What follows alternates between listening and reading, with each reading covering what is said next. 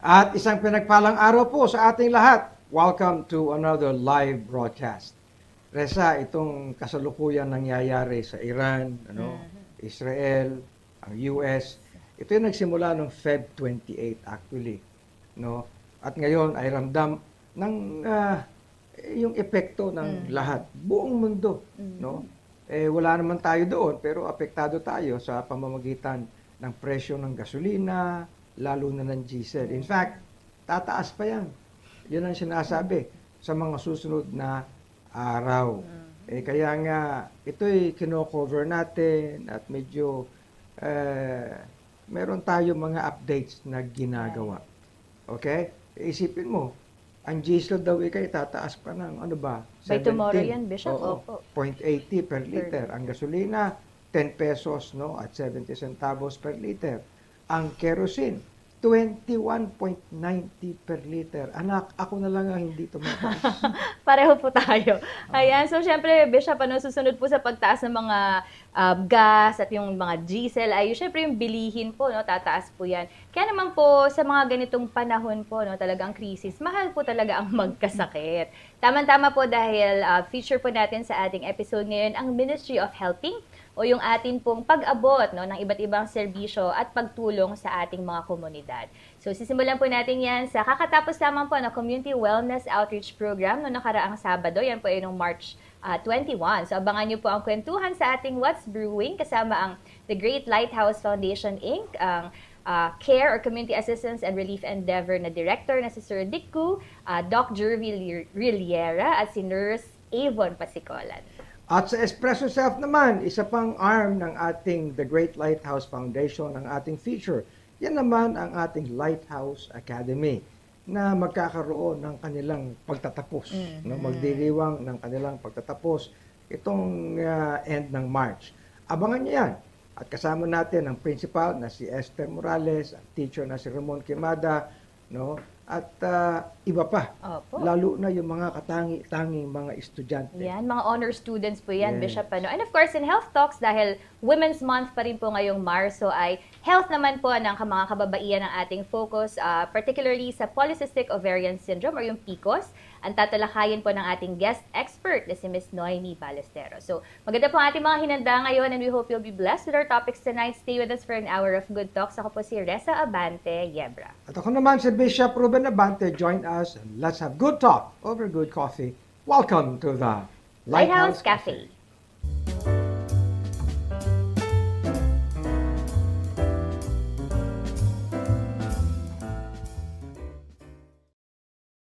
Ayan.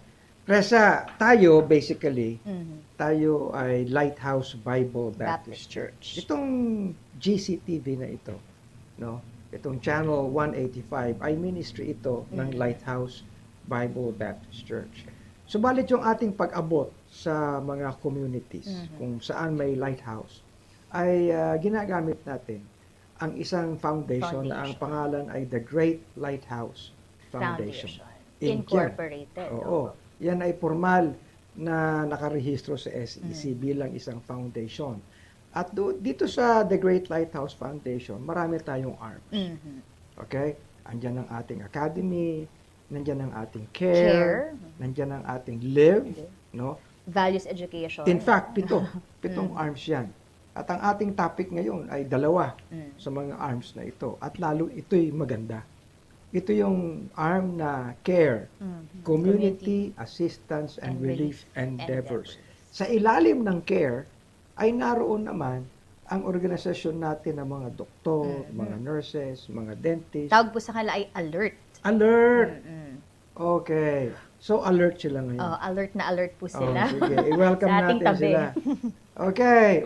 Dick Koo at Doc Jervy at Nurse Avon. Magandang araw sa inyong tatlo. Magandang araw po, Pastor. Nakatrio kayo ng Oo team. nga eh. Pwede akong tumabi sa kanya.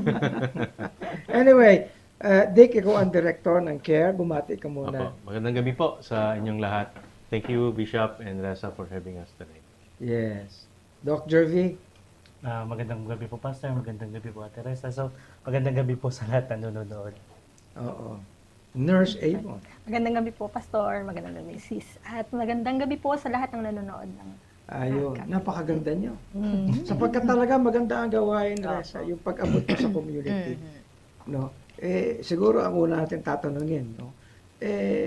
Paano bang inaabot ang mga komunidad ng isang foundation na katulad ng TGLFI? No? Sa issue ng, dati, meron lang medical mission, ano? Opo. Some years back, pagkatapos naging Community Wellness. Wellness Assistance Program. Naging Outreach pastor. program. Outreach Medical program. mission din. Muna, then naging handog kalusugan. Oh, Tapos naging community wellness outreach program. okay. So describe, anong pagkakaiba?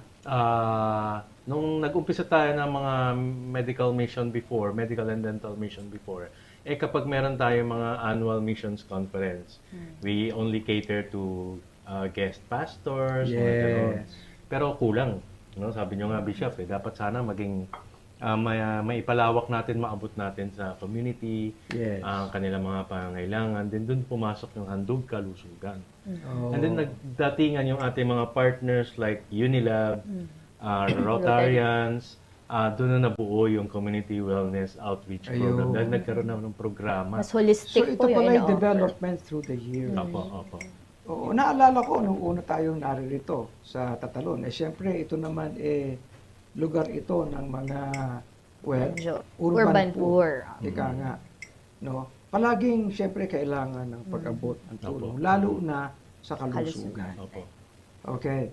So, matagal na natin ginagawa ito actually, pero kung maalala ko, di tama ano, parang naging official tayo nag-abot sa community nung magkaroon ng Undoy, Yeah, opo. 2008. Mm-hmm. Matagal na yun. Matagal na. 2009. Oo. Ang O, 2009. 2009. Oo. Kasi parang, kung maalala ko, meron tayong mga karpentero nung araw. Nasira talaga kasi ang community. Nasira talaga Bishop. ang buong Opo. Tatalon. Tumulong tayo. At yung mga pag-abot natin, yung ating building, wala pa ko yata nung araw na, ano, kaya kami nag-uusap dito. Lubog din. Kasi matanda na rin si Dick. No? Abay, napuno yung ating auditorium ng relief. Mhm. Kaya, ayun.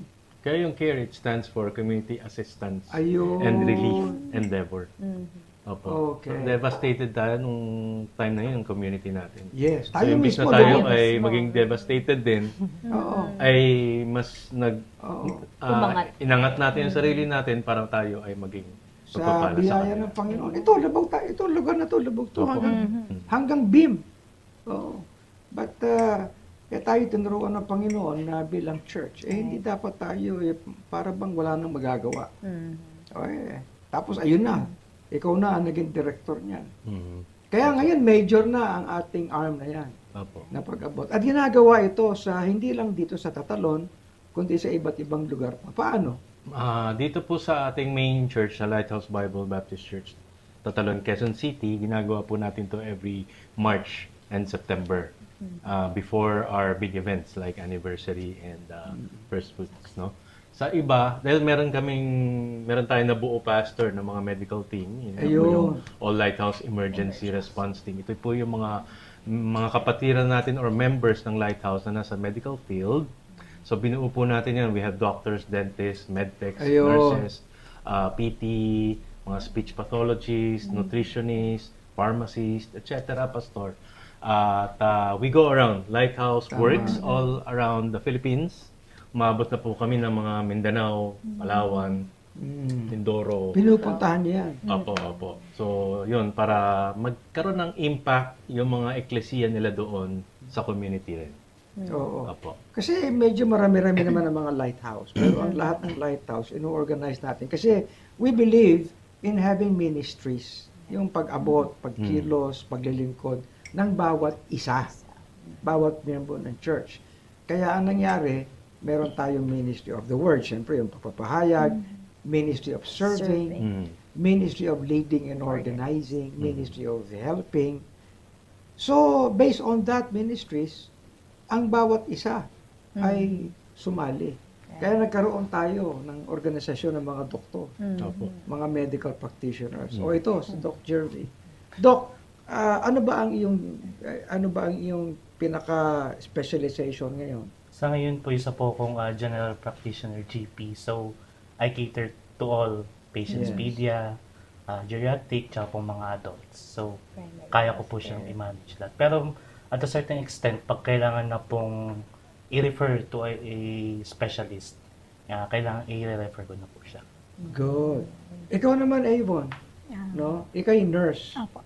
Oo, marami kayong nurse yata sa Lighthouse, no? Apo. Marami ka. Pagkatapos, kayo naman sa lahat ng ginagawang community wellness outreach, ano naman ang unang ginagawa ninyo? Unang-una po, vital signs Yes. taking po. Tapos habang nagva-vital signs po, nag-umpisa na rin silang magsabi ng mga history nila. Oh. Kaya bago sila makarating po sa doktor, parang na-review na yung mga... Alam mo, kayo mga nurse, ganyan eh. Di ba, no? Daming Ang dami mong tanong. Talagang, Para sa yung unang assessment kasi sa ano. okay. Importante History kasi yung taking. documentation. Yan po. Importante yun. So, ibig sabihin, Dick, lahat ng capable sa mga iba't ibang lugar, yung community wellness, pagkilos ito ng lahat. Opo.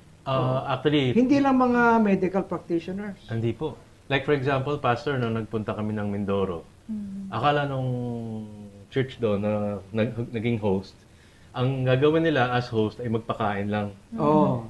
Nagulat sila nung dumating kami the day before nung community wellness outreach program, pinatawag lahat ng members at binigyan namin ng mga assignments. Oh. Ang dami pala silang gagawin. So doon na-divide sila, may mga crowd control, meron sa food, meron sa registration, may counseling, mga ganon. So akala nila kasi handa sila para magpakain lang. So after ng community wellness outreach program, tuwan-tuwa po sila. Yes. Naalala ko, meron pa tayong tinakbo nasa waiting area na yung lalaking may edad. May kinalaman si Doc Jeremy yata doon eh. Na-stroke siya. Oh. Doon mismo sa waiting area ng medical. Siya na yung susunod eh. Na-stroke siya. Si Avon ang sumama doon sa ambulance para ihatid sa hospital. So, ayun. Ibig sabihin, Mga habang ganon. ginagawa natin itong community wellness outreach program, meron tayong mga kaparte na mga ospital. Meron po. Mm-mm. For example, ito yan, yung picture na yan, no? Anong mga partners natin sa paggawa nito, Dick? Partners, like for example, sa Manpower, we have partners from Philippine Medical Association. Of course, yung mga schools na meron pong, tawag mo dito, School for Medicine. Medicine, Medicine. like UST, UE, FEU, UP. Yan po, mga partners po natin sila. Nagpapadala sila ng mga doctors nila. Then of course, sa dental, nandiyan ang Magaling. Philippine Dental Association. Yes. At saka UE, dentistry. Of course, sa ating eklesiya, meron tayong mga dentists and doctors also. Then Philippine Dermatological Society, kasama sila. Pati dermatology. Opo. So, Okay. of course, aside from that, meron pa tayong iba pang mga partners who supported us in kind, no? Para at least meron tayong pwede Tokens. ipakain, meron tayong tokens for doctors after, mga ganun. So, marami Sa gamot pong- din po, meron tayong Opo, partners. like Unilab and TGP, Yes. partner po natin sila. They provide medicines for us para we can Pero give hindi all lang ito patients check-up na outright. Ibig sabihin, a week before, Opo. meron pang ginagawang diagnostic test. Ano naman ang coverage nito? So, ang partner po natin dyan yung Scientific Biotech Specialties, Inc. Yes. Sa kanila nanggagaling yung mga machines for running the blood samples for like blood chemistry, CBC, and then of course urinalysis, Ayan. HbA1c, yun Wow. po. Opo. Kompleto, no? Mahal po yan sa labas. Doc Jeremy, parang buong ospital na ito. Pero mahalaga po yun, lalo sa diagnosis, Mm-mm. tama po ba? Yun yung advantage ko. Explain ni Doc Jervy kung bakit advantage sa atin yung meron ganun compare sa Nakita iba. ko nga yung datos nung Sabado, ang lahat ng na-extendahan ng serbisyo ay mahigit 2,000. Opo. Pero, yung naunang Sabado, yun yung pagkuha Lab. ng laboratory nila. Mm-mm. Kulang-kulang 1,000 rin yun. Mm-mm. Okay. Wow. So, ibig sabihin yung informasyon, no, pagdating nila dito, kumpleto na. Opo. Aba, uuwi na lang sila, tapos may gamot pa pag uwi nila. Iba kasi yung pastor pag nagpa-check sila sa doctor, may hawak silang resulta ng Ayun. kalagayan ng katawan nila. So it's easy for Doc Jervy, for Doctors. example, na ma-assess kagad yung pasyenteng Anong kaharap niya. contribution ng barangay? Sa barangay, lagi tayong nakikipag-partner sa barangay for security, for crowd control sa labas. And then of course, yung kailangan natin mga parking areas, parking Yeah. spaces, I mean. Oo. Ayun po. So, Eh, meron yung din silang pag-distribute, pinapadala na paano ano. dinidistribute? Yung bang randomly ang mga tao darating dito o identified ba sila? We do stub distribution a week Oh. or two before the event. And Okay. we make sure that we get to the poorest of the poor.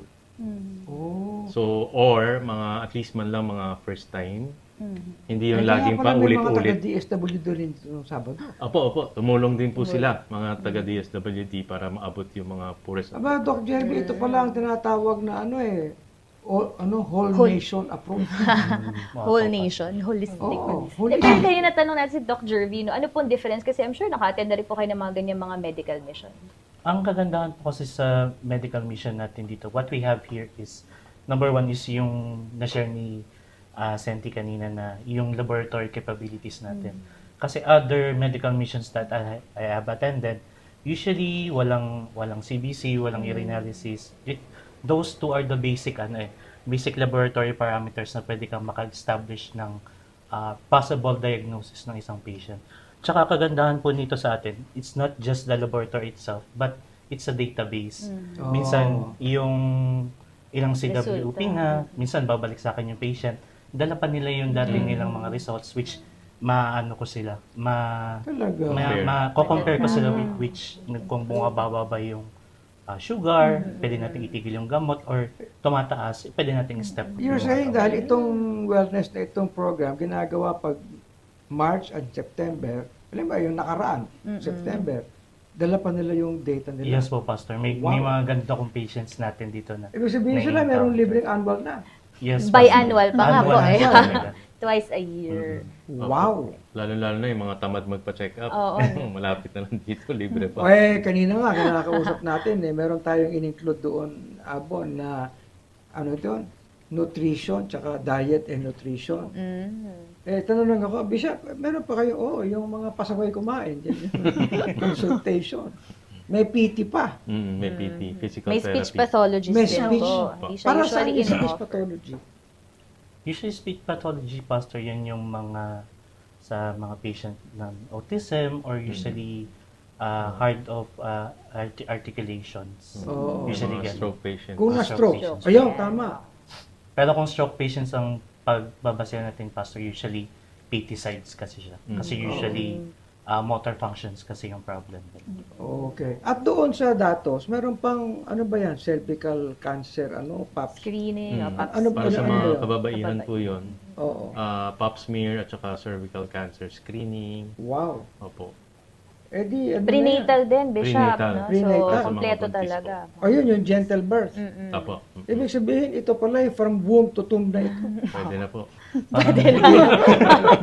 Parang nag-function na nga tayo, Pastor, na parang mini hospital talaga. Oo. Kulang na lang ata nating ambulansya na lang. Like nung Magandang idea Pastor, yun. nung nakaraan Sabado, nung ating community wellness outreach program, may tinakbo tayong 2 pasyente sa emergency. So, tayo mismo naghatid nun. Dapat at least may kasama silang relative, gano'n. Actually, 3 dapat 2 sa medical dahil sa sobrang taas ng kanilang BP, binigyan na natin ng catapres. Yung kasama ko si Abon nun. Pero hindi bumababa. So, nag-decide yung doctor na ihatid na. Yung pangatlo naman, nasa dental, nawalan ng malay. Oo. Nung nalaman ng dadalhin sa ER, nagkamalay. Opo, so hindi natuloy. Opo. Wow. So, Dr. Dick, Naging expert na sanay rin pala na sa no? medical. Grabe.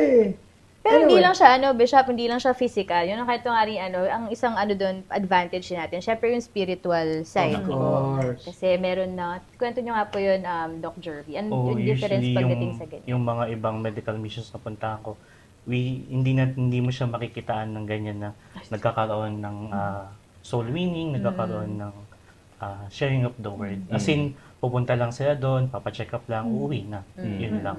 Yun lang yung nagagawa sa ibang medical missions na napupuntahan ko. Oo. Mm-mm. Siyempre, Lahat ng katatanungin yung edad, mga ano? nurses kung anong problema. Maya-maya, ang problema ko po, yung asawa ko. Counseling na pala tayo. Counseling na kailangan, Ang problema ko po, takot akong mamatay. Ayun. Ayaw. Oo. Tama-tama. Ang ganda nito. Mm. So, ibig sabihin, Dick, halos lahat ng lighthouse ito ay ginagawa. Opo, opo. Okay. So, halos lahat ng lighthouse na gustong mag-host ng ganitong ginagawa nating community wellness outreach program, we reach out to them or we go to their places and help them. Then of course, tinitrain na rin natin para kung gusto nilang maulit, marunong na sila. Okay. Opo. Usually po yung ganyan, kasi very regular, ano, may mga challenges pa po ba na na-encounter, Yeah, especially sa preparations po. Yeah, yung mga challenges dyan, of course, yung paghanap ng mga as much as possible, poorest of the poor at yung mga first time sana maabot. At of course, yung mga partners minsan, may mga conflicts sa schedules. Like for example, minsan may exam or may mga ibang schedule sila na tumama rin sa schedule natin. So, like for example, itong comparing September and March, nung September we have around 70 doctors.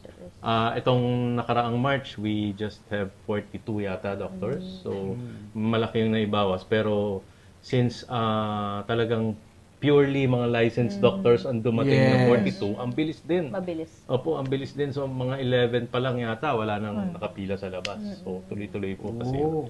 Opo. 2,100 services, ganun kabilis. Opo. Mga veterano na sila. Nakita pa But lang siguro anyway, nila. so ito pala the whole church, no? Lahat ng mga member kumikilos dito. So inorganize ang mga medical practitioners, ang mga businessmen, inorganize din sila. Ang mga marunong magluto, nagpapakain sila. Opo. Marunong magbarista. Yung magagaling sa data, no? Opo. Mga magagaling kumuha, documentation. Documentation. Talaga po yan. Documentation. Oh, kaya magaling. Physical arrangements. yun. Physical Physical arrangement. So, facilities. ang lahat pala ay kumikilos. Ibig Lahat po. sabihin, may bahagi ang lahat sa ministry, kahit mga bata, mga young people. Opo, opo.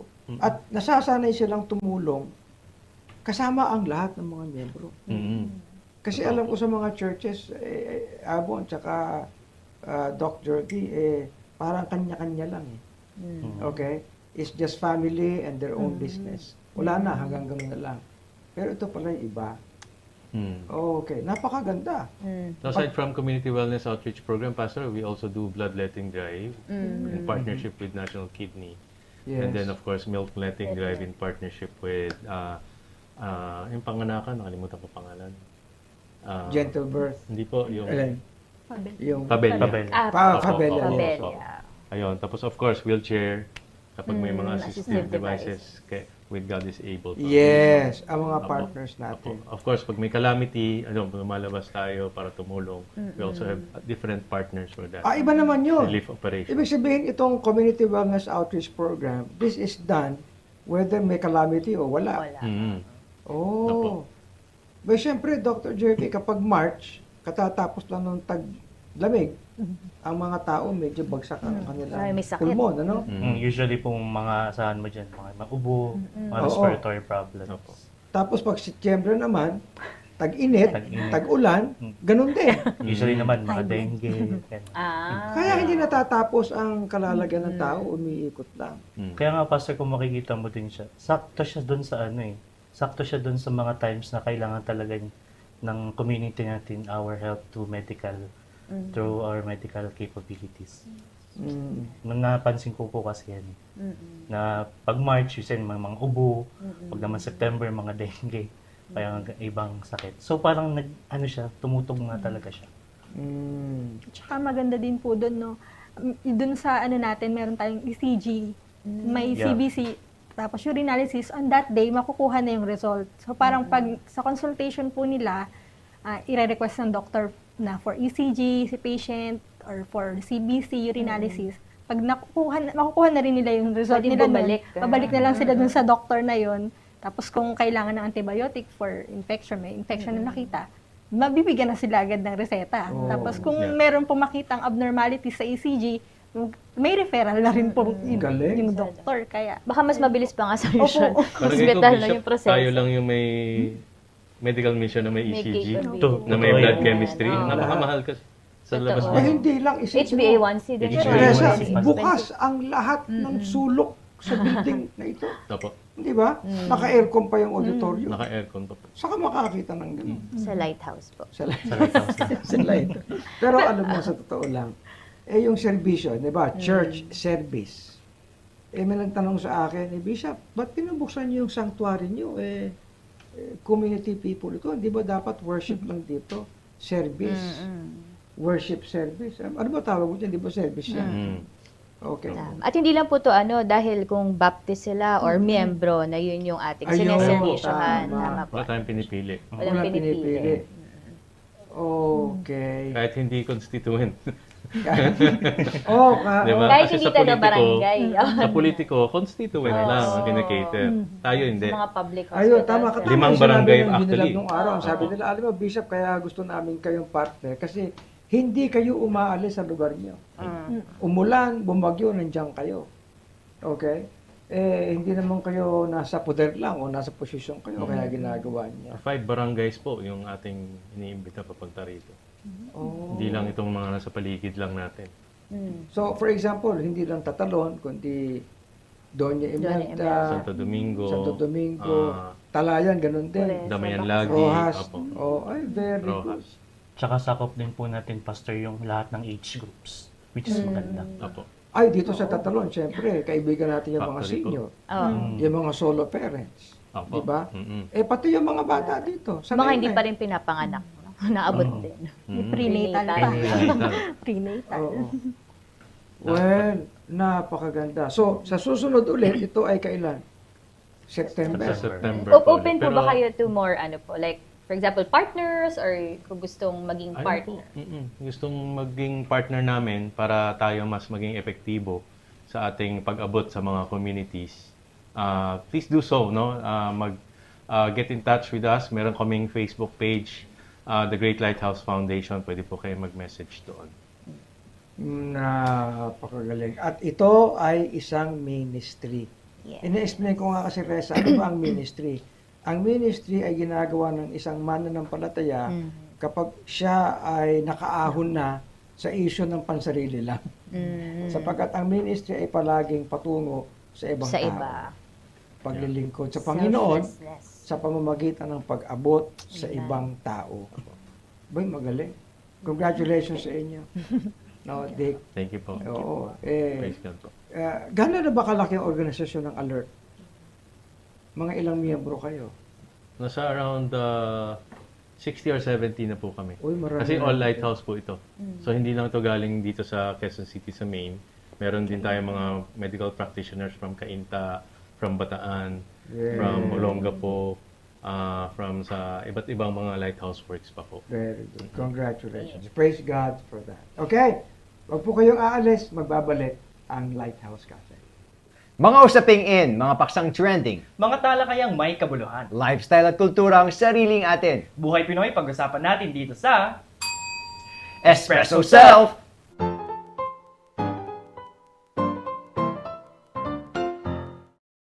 Kabataan ang pag-asa ng bayan. Harvey, alam mo, talagang feeling ko, I'm looking at my younger self, no? Kasama kita ngayon. Subalit, ito ang sinabi ko ay para sa mga kabataan na natuto at naturuan na hindi lang sa intelektual na aspeto, pero lalo na sa spiritual. Alam mo, naniniwala ako dyan sa edge, no? Yan yung edge ng Lighthouse Academy. Dahil hindi lang nakafocus sa academic needs ng mga estudyante, pero lalo na sa spiritual and moral needs nila. Alam mo, tama ka dyan, Gabi. Nag-agree talaga ako dyan. And ako, bilang isang proud na Wow. bunga ng Lighthouse Academy. At ang tagline nga ng Lighthouse Academy bilang LA is laging angat. At talagang very evident yung pagiging laging angat dahil ever since elementary, ang naalala ko talaga, ang laging tinuturo sa amin is, of course, to show excellence sa kahit man saan kami mapunta or dalhin.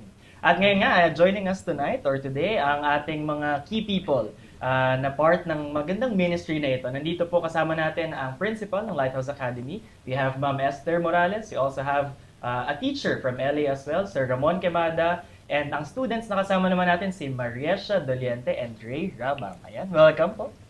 Magandang gabi sa inyong lahat at kami nagpapasalamat na kami nandito. Yes, it's our pleasure, it's a blessing. Principal Thay, no? Ma'am Thay. Sa mga hindi po nakakaalam yung ating pong Lighthouse Academy, maybe you can start with a brief background, no? Ilang taon na po ba tayo? Saan po ba tayo matatagpuan? Anong profile ng community natin? And Okay. anything else that you can share? Okay. Ang Lighthouse Academy ay recognized na ng DepEd for the last 34 years. Pero bago pa 34 years, may 6 na taon pang nagsimula na hindi siya recognized. Nagsimula kasi ang Lighthouse Academy bilang isang preschool. So, nung time na yon, that was 1986, hindi pa sila recognized ng DepEd. Pero nung 1992, they were given a recognition. So, hanggang mula noon, 1992, hanggang ngayon, we are operating under the DepEd recognition. At saka mayroon na tayong napakaraming estudyanteng 34 nga eh. Kumbaga sa binata, nag-asawa, nagkaanak na. Ganon lawak ang naabot ng Lighthouse Academy. Hindi pa pinapanganak si Harvey, meron na pa Lighthouse Academy. Produkto ng Lighthouse Academy yan. At gusto rin po natin kilalanin yung mga students na kasama natin tonight. Andyan si Maria. Meron ka bang nickname, Maria? Ang nickname ko po is M po. M, ayan, mas madaling banggitin. Oo. So sige, pakilala kayo M and si Ray. Anong grade na ba kayo ngayon sa LA? And bakit ba sa tingin nyo, ano yung pinagkaiba ng LA na school from other schools? Sige, kahit sino. Grade 6 na po ako.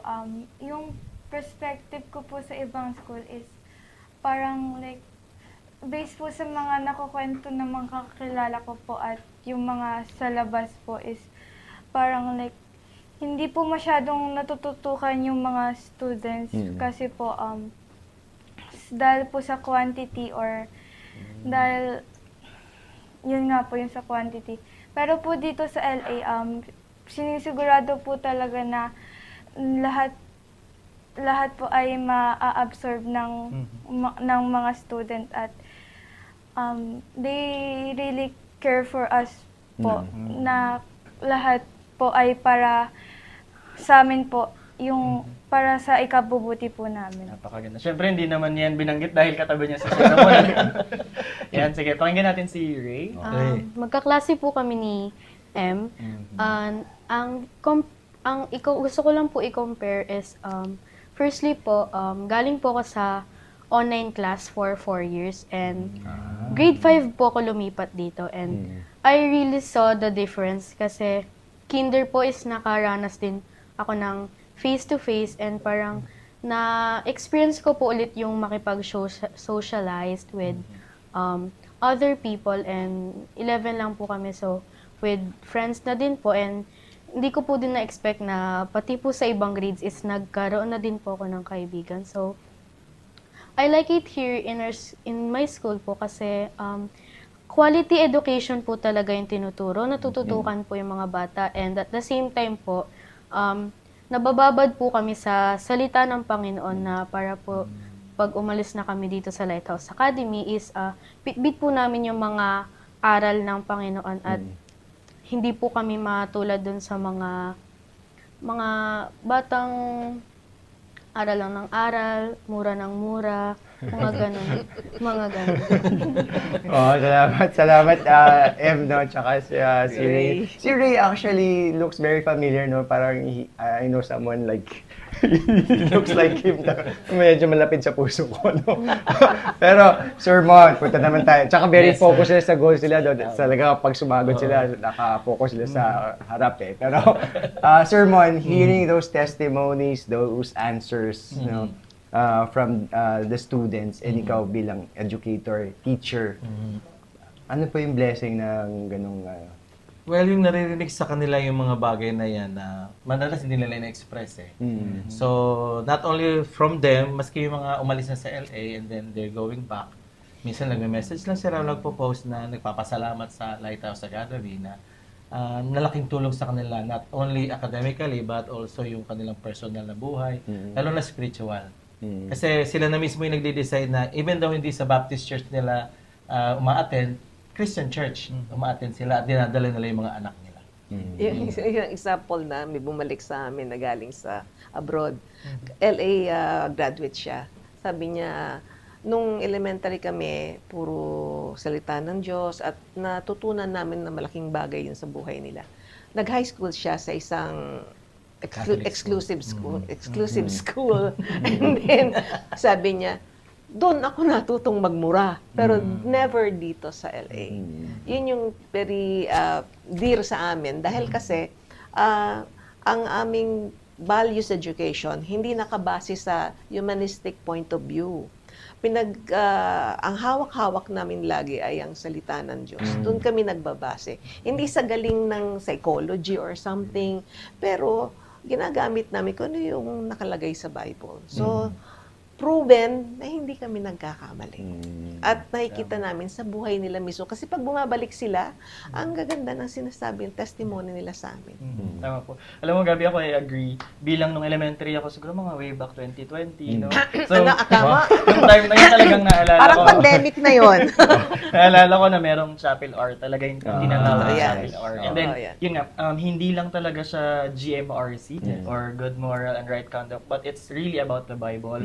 We're being taught verses, and syempre, not just verses, kung paano siya i-apply sa amin, sa kanya-kanyang mga buhay. And very blessed na naririnig pa rin yun ngayon sa mga estudyante coming from Lighthouse Academy. Actually, ang tawag namin is Biblical Values Education. Biblical values. It's VBE. Yes. Kasi ano yan ang LA kasi ay isang ministry ng aming church, ng Church ng Lighthouse Bible Baptist Church. At yun ang pinakamalaking bagay na pinakakaingatan ng aming eskwelahan. So, actually, subsidized kami ng church namin. Malaking bagay ng ministry yun kasi hindi namin tinataas ang aming, we are not for profit actually. So, ministry nga ito ng church namin at sinasubsidize actually nila kami. Ang aming school facilities, karga ng church yan. And at the same time, na-share namin yan sa mga batang ito. Kaya hindi namin tinataas ang aming tuition pay. Hindi kami ganun kataas, pero ang quality ng education namin, ang quality ng aming pagtuturo sa kanila, lalo na sa pagdating sa values education, hindi mo pwedeng ipantay. Ma'am Tay, I think that's an important point, no? Yes. Other models, other structures may have yung school to support yung church, no? But it's the other way around for Lighthouse. Of course, di naman nagtataas ng bangko na. But you mentioned a very important word, ministry. I think yung Ministry of Healthy. Can you elaborate more when you say what ministry? Bakit po tinawag na ministry? Ayun. Sabi ng aming pastor kahapon, ang ministry, ano ba yung ministry? Paglilingkod. Okay? Naglilingkod kami sa pamamagitan ng pagtuturo. Pagtuturo sa mga batang ito na hindi namin sinacharge ng sky high. Of course, we have to, what do you call this? Be self-sufficient. Na hindi naman of course, kailangan din kumain ng mga teachers, magkaroon ng pamasahe, magpaaral ng kanilang mga anak. So we have to also have allowances para sustain kami. Pero hindi namin ginagawang ano tawag doon, i-charge ang mga magulang ng napakataas na fees, no? Even mga aming miscellaneous fees ay hindi pwedeng napakataas.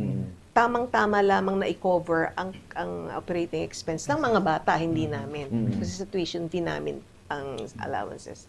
But then again, hindi nagbabago ang aming kalidad ng pagtuturo.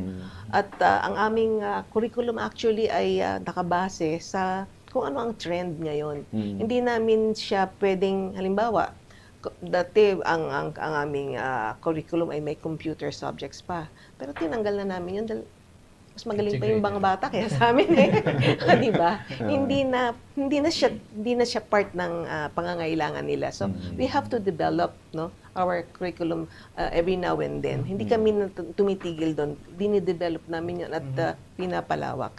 At higit sa lahat, ang mga gastusin namin ay nakalaging hindi naman namin sinasabing nagde-depend kami, pero malaking bagay na yung ministry namin ay nakakaabot sa mga batang ito dahil din sa ministry ng church para sa amin, para sa school. Speaking of ministry po, I believe we are being supported po, ang LA ay being supported by the ministry. And siguro po, si Sir Ramon can discuss, meron po tayong scholarships Ayan. binibigay sa ating school. Are they part din po ng ating scholarships? Or paano po nagiging part ng scholarship? Yung mga unang batch kasi ng tinatawag namin class scholarship.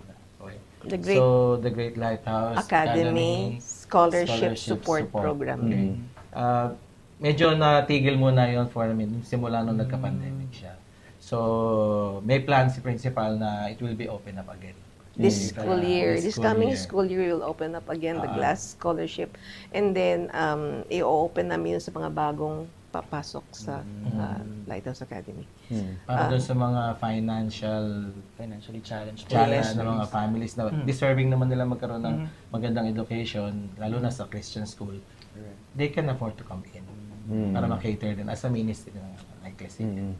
Ma'am Te, I can just imagine, no, sabi mo, yung church yung tumutulong sa Lighthouse Academy. Ang facilities as much as ang facilities ng school ay church facilities mismo. yun As mismo. much as possible, di tayo nagtataas ng tuition fee. Yes. Paano po nasusustain niyo to? Wala po bang challenges? By the grace of God. Wow. Yan. And paano Sa po biyaya ng Diyos. Maaari po ba makatulong yung ating mga viewers din po? Malaking tulong ang mga viewers kung sila ay magbibigay ng support sa aming scholarship program. Actually, may mga partners kami. Actually, ang Lighthouse Academy ay nasa ilalim ng The Great Lighthouse Foundation. Yes. And our directors is nandun si Director PM Dick Koo, si Rene Lopez, our chairman. They're trying to they're not trying. They did it already na nagkakaroon kami ng mga partners, mga benefactors na nagbibigay ng mga tulong sa amin para masusustain namin ang glass scholarship. Actually, yung isa naming partner, Asia-wide, I think, ay nagbigay siya ng so much amount so that we can spruce up our classrooms. Nagkaroon kami ng TV na nagagamit namin sa pag-aaral ng mga batang ito. Maganda po. And syempre po, speaking of quality students, ano po ba yung mga kind of students that we produce? Sila po ba itong mga nakakarating sa mga science high school? Yes. Or mga nag-host or director ng human resources. Nakakapasok sila sa mga, hindi naman exclusive mga science school. Sa city ng Quezon City, nakakapasok sila sa mga science schools. Hindi lang yun. Actually, I believe that elementary education is the very foundation of higher education. So, kung ikaw ay medyo alanganin sa yung elementary education, mahihirapan ka pagdating mo ng high school. But our kids here, I'm very proud to tell you na sila'y na-prepare. Actually, 2020, I suppose, pa yun, 2020, 100% kami nakapasa sa Alejandro Roses Science High School. 100% kami noon. And then, last year yata, I think. So, maraming school like Quezon City Science, nakapasok sila. Sa Philippine Science also. Quezon City Science, Makati Science, Manila Science, nakakapasok sila doon. Science High School. And even kung hindi man sa Science High School, halimbawa ay sa Ramon Magsaysay, ando doon sila sa top, ano ba yun? Science sections, ganyan. Nakakapasok sila. One of that, si Josebed, Madam, anak niya, na ngayon ay medtech na siya, okay? Nasa science section siya ng Ramon Magsaysay High School. Kaya alagang-alaga sila. And it's because na ang ganda ng kanilang foundation dito sa Lighthouse Academy. Yes. Ray, may pasok pa bukas, no? Wala silang pasok. Pero kasi since mga students kayo, baka hindi pa nasasabi sa mga teachers ninyo, kaya sa mga principals ninyo, ano yung gusto niyo ipasalamat sa mga teachers ninyo, kaya sa mga principals? Gagraduate pa lang sila. Gusto ko lang din po na ipasalamat yung teachings po na tinuturo nila, yung ibang facts na parang first time ko lang narinig, and yung word na hindi ko kaya pero kinaya ko dahil sa encouragement ng mga teachers. And gusto ko lang din po ipasalamat sa kanila kasi para po sila yung parang katandem ng mga magulang sa Ah. sa mga bata, yung study habit po, and even sa family matters or personal matters po. Si M naman. Ako po, pinapasalamat ko po is like, parang lahat po ng ginagawa dito sa school ng mga teachers po is para po sa amin, para po sa bubuti po namin. Kahit po like, gumawa po kami ng kasalanan is, opo na napapagalitan po kami, napapagsabihan po kami. Para sa amin po yun, para matuto po kami. Pero kahit po ganun, hindi po sila like nagagalit sa amin ng tuloy-tuloy. Like, they Pinipersonal. forgive us. Tapos they also try to understand us the most. Kung saan po ba kami nanggagaling, kung bakit po ba namin nagagawa yun. Ayun po. Napakaganda. And this just shows kung paano naiintindihan nila yung even correction pag kinakailangan. Kasi ikita natin kung paano nila binabanggit ngayon, Gabi. No? And again, coming from my experience as an elementary nung nasa LA, na ngayon kita ko yung mga improvements. Sabi ko nga before, parang medyo nakakaingit. Dati wala kami ng mga inter-school. Ngayon nakikita ko, they're even joining yung mga inter-school competitions. So doon talagang nagiging ready sila para sa mga next challenges pagdating ng high school po. Yes. What do we, siguro mga pinipray natin, Ma'am Tay, sermon for the future, no? Kasi, syempre, we continue to minister, we continue to expand. Ano po yung mga plano natin for Nasa Lighthouse guidance po ng pastor namin yan. Of course, we have our directors, kaming board of directors. And ang unang-una, meron kaming guidelines galing sa aming pastor. Nagbibigay siya ng path para aming patuloy naming tahakin. And then the board of directors give us plans and everything. And yun namin, dun kami tumutuloy doon. Of course, we dream of having high school department. But then again, we will have to make sure that we are excellent in our department now. The kinder and the elementary part ng aming school. Then, syempre, of course, I would like to thank si Sir Ramon, yung students natin, nakasama natin dito. Ay, siya pala ang prefect of discipline, kaya yung mga batang yan, medyo ganon. Kaya pala napatawad mo na. Kaya talagang nabanggit kanina ni Emma, yung correction. Pero yeah, very thankful again na naririnig natin yan sa mga students ngayon, that they are very much sure on how to take these corrections, yung mga discipline na nakikita natin ngayon. Of course, we would like to encourage na supportahan po natin ang Lighthouse Academy. This is a ministry, on top of it being just a school. Kitang-kita po natin yung effect nito sa ating mga students. Maraming salamat po sa inyong lahat. Ako, saludo ako sa mga teachers, sa mga principal, no, kasi it's such a noble profession, no, at ministry, no, kaya maraming salamat po. Paki-advertise na rin na mag-open kami ng GLAS for this next school year, and we're opening in June. Opo.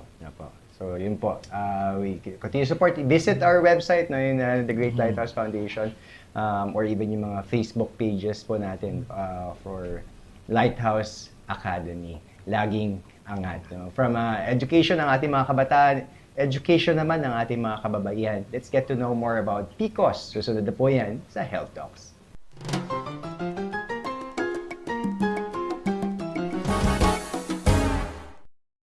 Sa Pilipinas po, around 4.5 million Filipinas are living with PCOS, according yan sa UK Research Innovation, indicating that this condition is prevalent among women.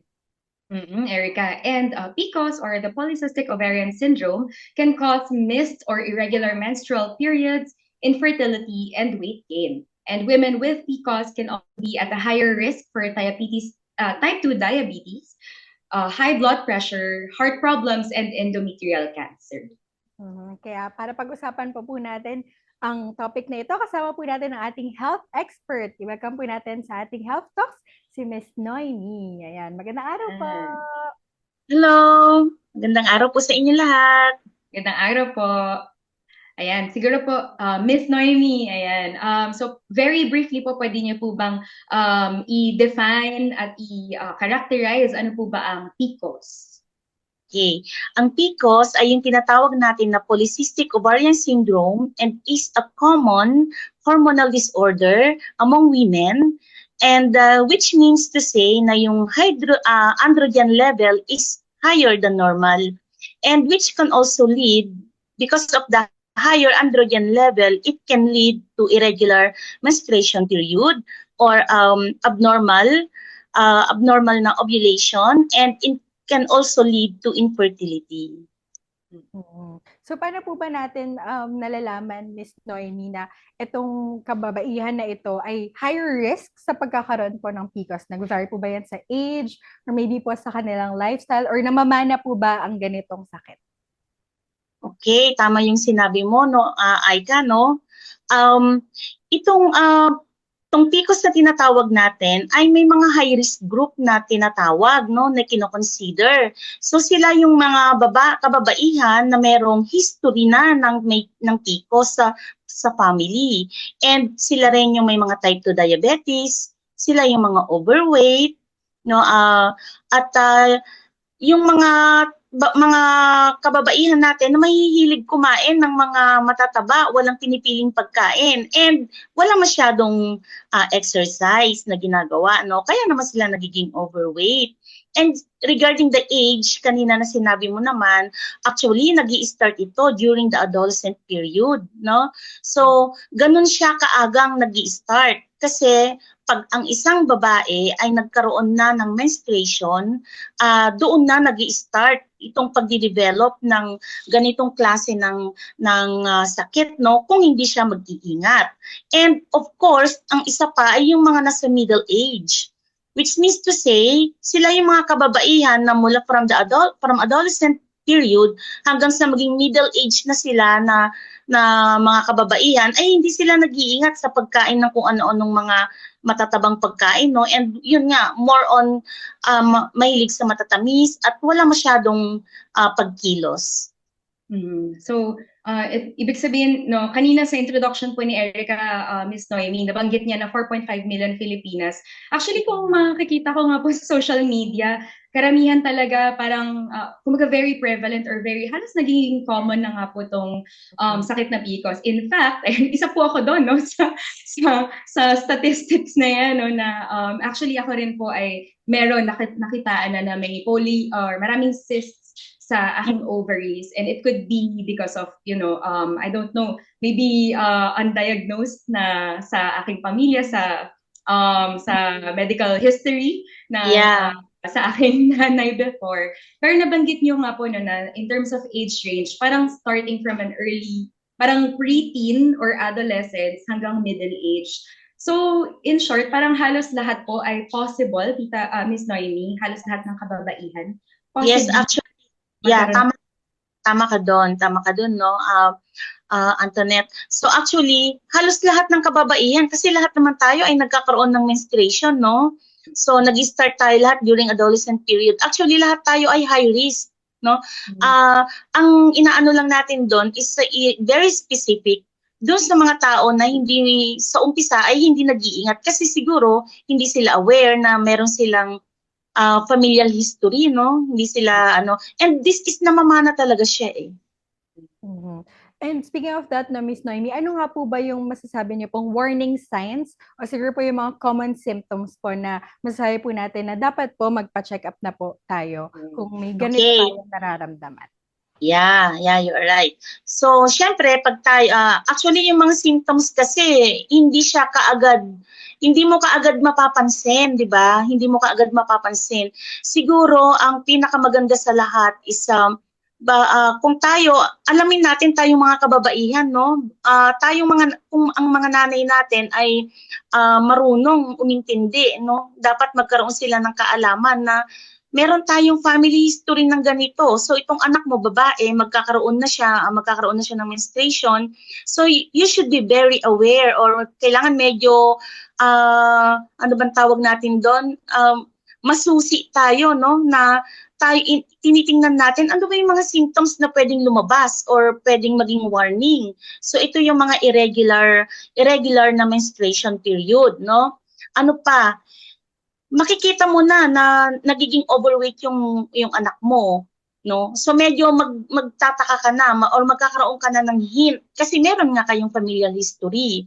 And isa pa is yung makikita mo sa face, nag-excess na mga hair, parang may mga balba-balbas, babae siya pero mabalbas siya, ganyan. Or kaya mabalahibo siya sa mga paa niya, sa buong parte ng katawan.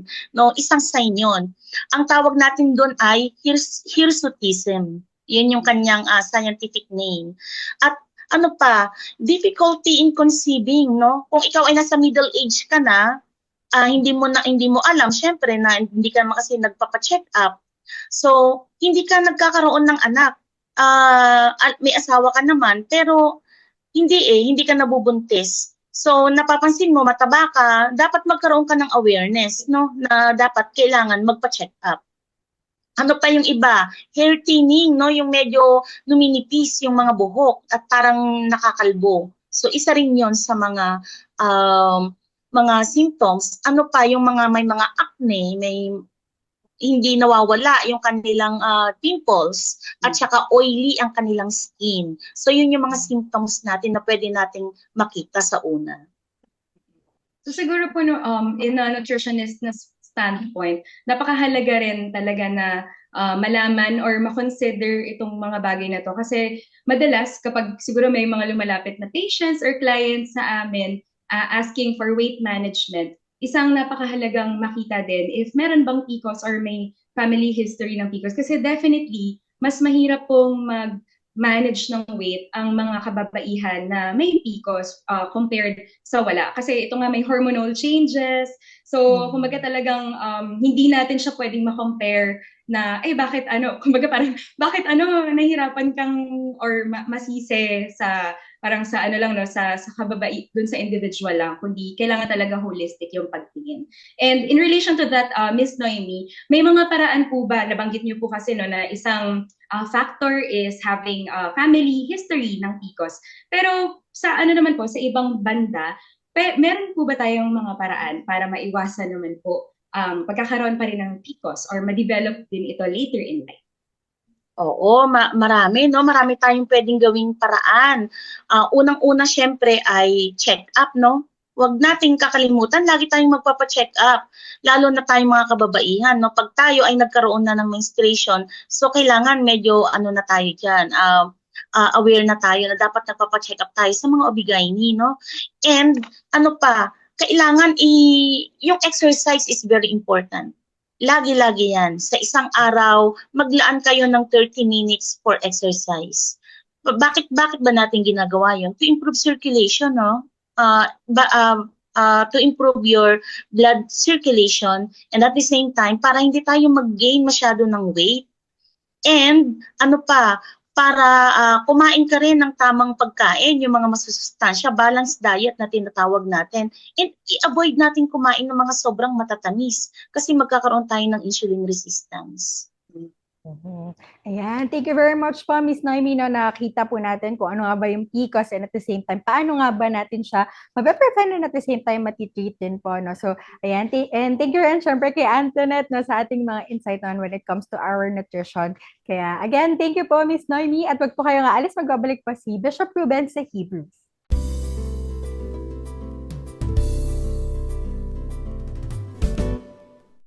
And welcome to Hebrews. Ito po ang segment sa Lighthouse Cafe na naglalayo na bigyang daan sa ating mga kalooban, kaisipan, sa ating mga puso, ang katotohanan mula sa salita ng Diyos na may kinalaman sa mga pinag-usapan po natin. Kanina sa ating What's Brewing ay pinag-usapan natin ang gawain ng Panginoon na nag-aabot sa mga komunidad, nagbibigay ng pag-abot o pagtulong, paglilingkod sa pamamagitan ng mga medikal na pag-abot.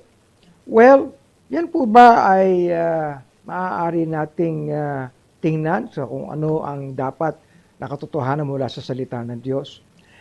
Doon po sa John chapter 1 ay ibinahagi sa atin ang salita ng Diyos ang tungkol sa pagparito ng ating Panginoon. Ang sabi doon "And the Word was made flesh and He dwelt among us.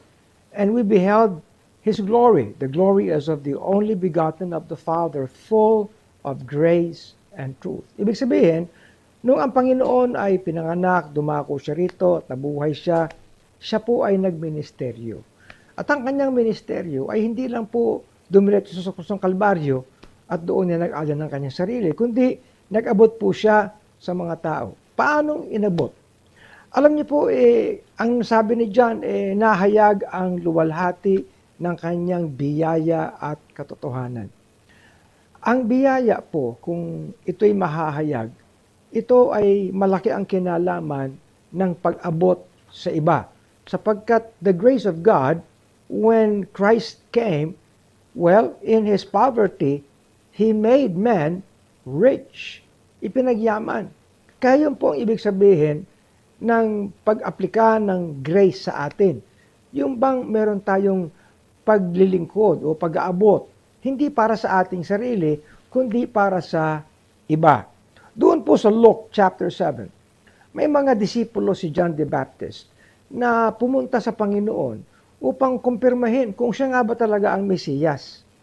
At kaya doon sa Luke chapter 7 at verse 20, ang sabi when the men were come unto him, they said, John the Baptist hath sent us unto thee, saying, Art thou he that should come? At ang sabi ng Panginoon sa verse 21, ang sabi and in the same hour, he cured many of their infirmities and plagues, and of every evil spirits, and unto many that were blind he gave sight. In verse 22, ang sinabi po then Jesus answering said unto them, Go your way, and tell John what things ye have seen and heard. Ano raw ang dapat na i-describe nila kay John the Baptist? How that the blind see, how the lame walk, how the lepers are cleansed, how the deaf hear, and the dead are raised, and to the poor the gospel is preached. Well, magagawa po ba natin yun ngayon? Well, in the light po na tayo ay naging kay Kristo sa pamamagitan ng pananampalataya. Ang lahat po ng ibinigay sa atin ng ating Panginoon ay mga spiritual blessings in heavenly places. Kaya ang pag-abot po natin ay not necessarily ay nasa physical, kundi nasa spiritual. Kaya po, kung titingnan natin ang talatang ito, pag sinabi naman na nakasulatan na, well, the blind see. Ibig sabihin po yung mga spiritually blind ay nakikita nila ang mensahe ng katotohanan. Ano po? Sila ay nagkakaroon ng pag-appreciate ng mga spiritual things. The lame walk. Alam niyo po, ang lakad po natin ay hindi lakad na matuwid. Kundi sa pamamagitan ng pag-abot sa tao, nagiging matuwid po ang lakad natin, nagbabago ang ating buhay. The lepers are cleansed. Lubha po tayo napakarumi. Pinandirihan tayo. Subalit, kay Kristo, ang ating kalooban, ang ating kasalanan ay nalilinisan. The deaf hear. Tayo po, kung papakinggan lang natin ang lahat, magiging basurahan po ang ating kaisipan. Ano po? Ngunit, ang nakay Kristo sa spiritual na bagay, ang atin pong pagdinig ay nakatuon palagi sa kanyang katotohanan. Kaya nga po, dinidinig natin ang kanyang salita. The dead are raised. Dahil po sa kasalanan, we are spiritually dead. Subalit, sa pamamagitan ng biyaya ni Kristo, tayo ay binigyan ng buhay. And the poor, ano po ang sabi the gospel is preached to them. Yung poor po dito ay hindi yung mga mahihirap lang sa material, kundi lahat po tayo. Lahat ng wala kay Kristo. Tayo po yung naghihikahos, wala tayong pag-asa. But in Christ, we have everything. Kaya nga po, because of the grace of God, we can do a lot more. Praise God for that.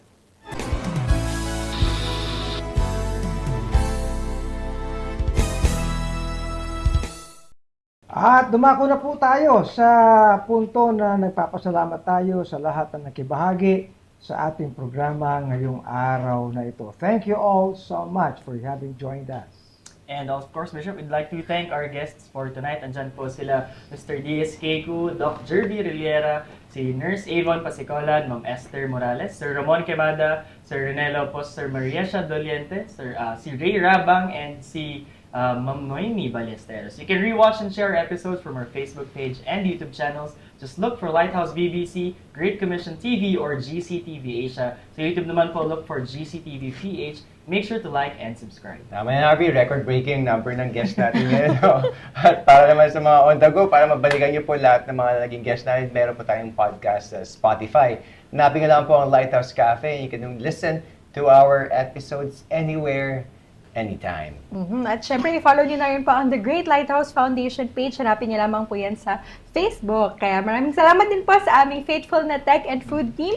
Diyan po si Direk Edwin Balceros, Jad Gamboa, Iron Jay Abante, Ia Alcid, Jeff Alvarado, Leia Alpaz, Chris Fortes, Emily Ballesteros, Japs Dominguez, Daisy Cu, Maluin Orino, and Jabez Gamboa. And of course, we'd like to thank our ministry partners. Andiyan po muli ang Four Gospels Catering Services, Hub 105, and Haircutters Republic. You can visit their branch located at Q Plaza Mall, Cainta, Rizal. Masarap talaga kape rito eh. The best. Yung pong kape ninyo, sasarap pag magkakape kayo habang nanonood. Okay. So, join us again next Monday, same time, 8:30 for another live broadcast ng ating pong Lighthouse Cafe. Where good talks happen.